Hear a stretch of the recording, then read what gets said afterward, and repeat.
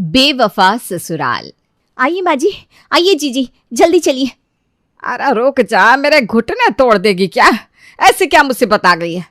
अरे माँ जी, आप देखेंगी तो खुद ही समझ जाएंगी, जल्दी चलिए ना। अरे लेकिन बात क्या है वो तो बताओ। जीजी ये बात बताने वाली नहीं है, दिखाने वाली है, आइए ना। दिव्या अपनी सास को और जेठानी को खींचकर बाहर की तरफ ले जाती है और सामने दिखाती है कि कैसे उसके पति, उसके ससुर और जेठ पड़ोसी के घर देर रात को छुपते छुपाते हुए जा रहे हैं। ये देखिए जीजी, ये तीनों कैसे उस कविता के घर जा रहे हैं, वो भी छुपते हुए। ये लोग पड़ोस वाली कविता के घर क्यों जा रहे हैं, वो भी ऐसे छुपते हुए? अरे इन लोगों ने तो कहा था कि टहल के आ रहे हैं ये लोग, फिर पड़ोस के घर क्यों जा रहे हैं, वो भी हमसे झूठ बोलकर। मैं आपको कितने दिनों से कह रही थी माँ जी कि ये लोग कुछ तो छुपा रहे हैं हमसे, लेकिन आप ही की मेरी बात सुनने को तैयार ही नहीं थी, इसीलिए आज मैंने इन पर नजर रखी हुई थी। अरे पर इन लोगों ने हमसे झूठ क्यों कहा कि ये लोग टहलने जा रहे हैं? अरे वही बात तो मुझे भी समझ में नहीं आ रही। अगर उन्हें कोई काम था पड़ोसी के घर में तो हमें बता कर जाते। आप दोनों कितनी भोली हैं, आपको क्या लगता है कि ये तीनों आपको बता कर जाएंगे? ये तीनों हमें धोखा दे रहे हैं माँ जी। नहीं नहीं दिव्या, तुम्हें कुछ गलत फहमी हुई है। तुम्हारे ससुर जी इस उम्र में ऐसा काम नहीं कर सकते। माँ जी यकीन तो मुझे भी नहीं हो रहा, लेकिन यही सच है, ससुर जी भी इनका साथ दे रहे हैं इन सब में। इसका मतलब ये तीनों हमें धोखा दे रहे हैं, इनका चक्कर चल रहा है। हाँ, पड़ोसियों के साथ। अरे भाभी वो भी किसी एक के साथ नहीं, रोज रोज अलग घरों में जाते हैं ये तीनों, कभी उस पड़ोसी के घर, कभी किसी पड़ोसी के घर। मुझे तो बताने में भी शर्म आ रही है सच में।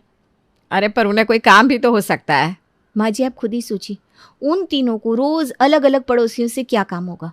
मैं कह रही हूँ ये तीनों हमें धोखा दे रहे हैं। नहीं नहीं नहीं, मैं नहीं मान सकती इस बात को। ठीक है, एक काम करते हैं, आपकी तसल्ली के लिए हम इनसे पूछ लेते हैं कि वो लोग कहाँ गए थे। अगर उन्होंने झूठ बोला तो आपको मेरी बात माननी पड़ेगी, और अगर उन्होंने सच कह दिया तो मैं उन पर शक करना छोड़ दूंगी। ठीक है, अभी जब वो तीनों घर आएंगे तो हम उनसे सब कुछ सच सच पूछ लेंगे। दिव्या के कहने पर साधना और निशा दोनों ही अपने अपने पतियों का इंतजार करने लगी। उन्हें 1 घंटे से भी ऊपर हो गया था पड़ोसियों के घर जाते हुए, और जब वो घर आए तब उनसे सवालों और जवाबों का सिलसिला शुरू हो चुका था। तीनों जब अंदर आए तो बड़े खुश नजर आ रहे थे। अरे आज तो मज़ा ही आ गया सच में। हाँ पापा सही कह रहे हैं। किस चीज़ में मज़ा आ गया आपको पापा जी? अरे बेटा सैर करने में, और क्या, बस उसी में मज़ा आ गया। पहली बार सुना है कि किसी को सैर करने में इतना मज़ा आ रहा है। अरे शरीर की कसरत हो जाती है ना, इसीलिए कह रहे हैं पापा, है ना पापा? अच्छा, लेकिन आप लोग इतना सैर करके आए हैं पर थके हुए तो बिल्कुल नहीं लग रहा है। वो क्या है ना भाभी, रास्ते में थोड़ी देर बैठ गए थे हम, इसलिए थकावट नहीं हो रही है। अजीब बात है, किसी एक से सवाल करो तो दूसरा जवाब दे रहा है। अरे ऐसी कोई बात नहीं है, तीनों साथ में गए थे ना इसलिए। हाँ भाभी, तीनों साथ में ही करते हैं सब कुछ, एक दूसरे के राज भी इन्हें पता ही होते हैं। आप तीनों कहीं और भी गए थे क्या? अरे नहीं, हम कहाँ जाएंगे, हम तो सीधा घर ही आते हैं, कहीं नहीं जाते। सच कह रहे हैं आप तीनों? सोच लीजिए कहीं गए हो शायद। अरे नहीं माँ, हमें पता है आप तीनों हमारा इंतज़ार कर रही हैं, तो हम कहीं नहीं जाते। सुना माँ जी, इन्हें हमारी कितनी फिक्र है, ये लोग हमें इंतज़ार ना करना पड़े इसलिए कहीं भी नहीं जाते। और नहीं तो क्या, साधना तो मुझे अच्छे से जानती है कि मैं उससे कितना प्यार करता हूँ। हाँ, लेकिन अब लगता है कि शायद मैं आपको जानती ही नहीं हूँ। क्या मतलब? मतलब कि आप बहुत होशियार हो गए ना अब, इसलिए। अरे वो तो क्या है ना, तुम्हारे साथ का असर है साधना, बस। दिव्या और अपनी पत्नियों के बार बार पूछने पर भी इन तीनों ने बताया नहीं कि वो लोग कल रात को पड़ोसियों के घर गए थे, और अब तो उनकी पत्नियों का शक और भी ज्यादा पक्का हो चुका था। क्या हुआ निशा बहू, इतने गुस्से में क्यों अंदर आ रही हो? माँ जी अभी ये लोग ऑफिस जा रहे थे, तभी ये पड़ोस की जया इन लोगों के सामने देखकर मुस्कुरा रही थी। मुझे इतना गुस्सा आ रहा था कि उस जया का मुंह ही तोड़ दूं। लेकिन अब जया का मुंह तोड़ने से क्या फायदा, जब हमारे खुद के ही सिक्के खोटे हैं तो। हाँ माँ जी, इसीलिए तो अभी तक चुप बैठा है, नहीं तो पता नहीं मैं क्या कर देती। लेकिन माँ जी हमें कुछ तो करना ही होगा, इन्हें रंगे हाथों पकड़ना ही होगा।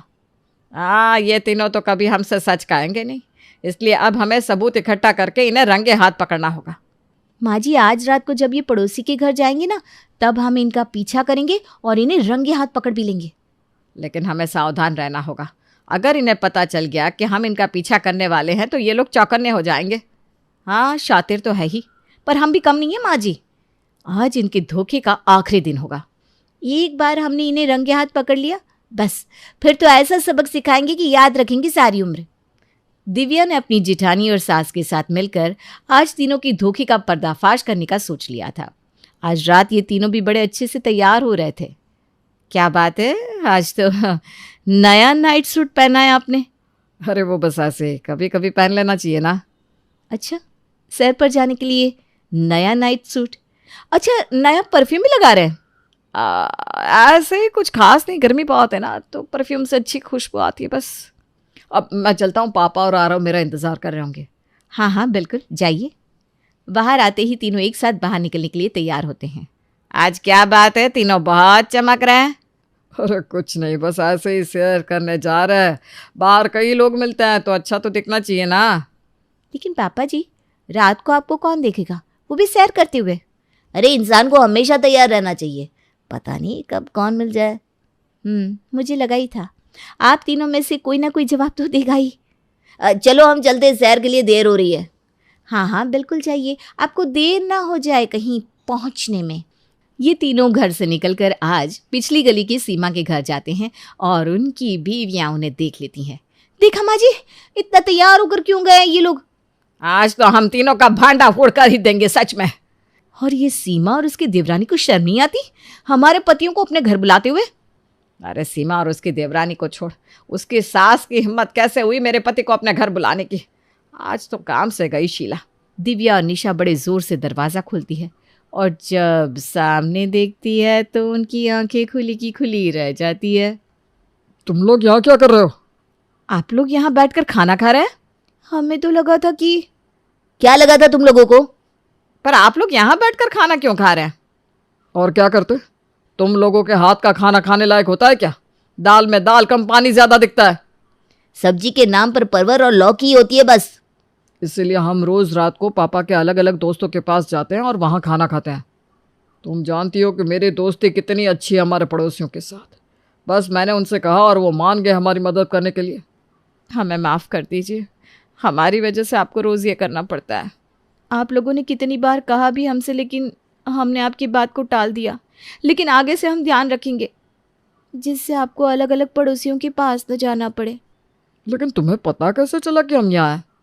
वो हमें आपकी फिक्र हो रही थी ना, इसीलिए हम आपके पीछे आए।